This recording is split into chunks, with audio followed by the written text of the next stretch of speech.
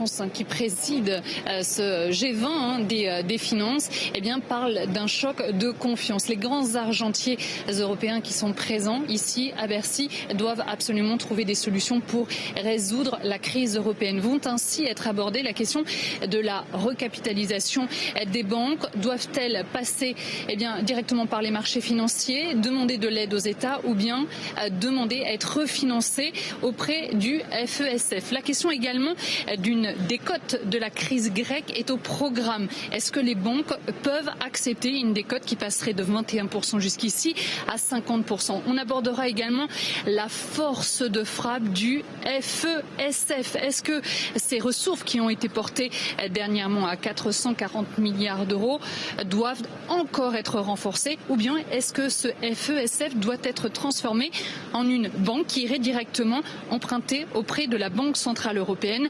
Malheureusement, cette question divise encore les Européens. Et puis il y a aussi cette question concernant le rôle du FMI.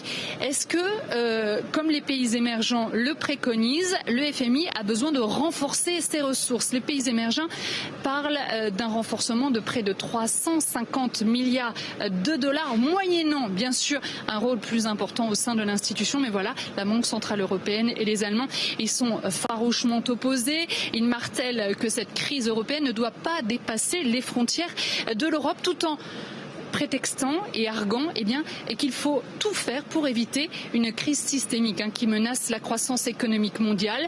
Chacun des pays du G20 devra d'ailleurs faire des propositions selon sa marge de manœuvre pour soit augmenter sa demande domestique, soit, comme dans le cas de la France, réduire encore davantage son déficit.